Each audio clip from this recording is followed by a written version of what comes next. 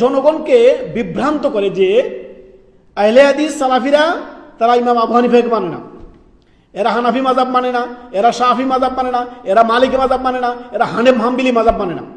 এইসব উদ্ভট কথাবার্তা বলে মানুষকে বিভ্রান্ত করে। অথচ আপনি কত আলোচনা পাবেন আমাদের ওস্তাদদের, এবং কি আমাদের কত আলোচনা আপনি নেবেন। আমরা বলেছি ইসলাম হচ্ছে ওহী ভিত্তিক ধর্ম। কোনো কথা বলার পূর্বে হাত বুরহান, দলিল প্রমাণ দিয়ে কথা বলো। ইসলাম হচ্ছে ক্বাল আল্লাহ ক্বাল রাসূল, আল্লাহ বলেছেন, তার রাসূল সাল্লাল্লাহু আলাইহি সাল্লাম বলেছেন। ইসলাম কোনো বড় হুজুরের কথার নাম নয়, ইসলাম কোনো পীর বাবার কথার নাম নয়, ইসলাম কোনো মনীষীর কথার নাম নয়। ইসলাম হচ্ছে ক্বাল আল্লাহ, আল্লাহ বলেছেন, ক্বাল আর রাসূল, রাসূল সাল্লাল্লাহু আলাইহি সাল্লাম বলেছেন। এই দুটি কথার নাম ইসলাম। কয়টি কথার নাম? দুটি কথার নাম ইসলাম। তারা মানুষকে কেমন ভাবে গোজামিল দেয় যে আহলে হাদিসরা কোনো মাযহাব মানে না, তারা আপনার কোনো মাযহাব মানে না, কোনো ইমামকে মানে না। আমাদের কোনো আলেম সালাফি আহলে হাদিস কোনো আলেম আজ পর্যন্ত তারা আপনি শুনছেন কখনো যে তারা কোনো ইমামকে মানে না এই কথা বলছেন? আমরা ওই সকল হানাফিদের থেকে বেশি শ্রদ্ধা সম্মান করি ইমাম আবু হানিফা রাহিমাহুল্লাহকে।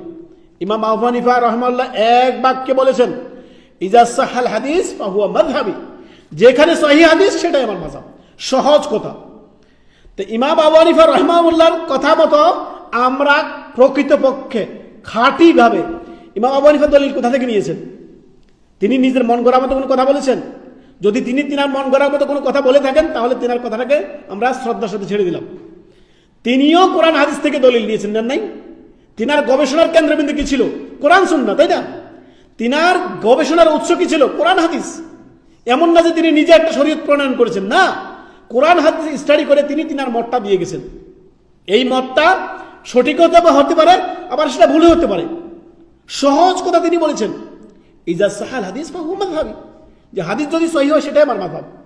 তো এখন হানাফিরা বলতেছে যে দেখেন, অন্ধ মুকাল্লিদ তাকলিদের সাক্ষী সর্ব অবস্থা হারাম।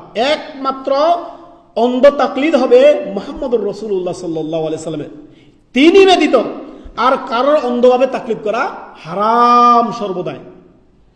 যদি অন্ধভাবে আবু বকর, উমর, ওসমান, আলী রাদিয়াল্লাহু তাআলা আনহু সহকারে এই 1,24,000 সাহাবায়ে কেরামদের অন্ধ তাকলিদ না করা যায়, তার কত বড় ইমাম আবু হানিফা রাহিমাহুল্লাহ, তার কিভাবে তোমরা অন্ধ তাকলিদ করছো?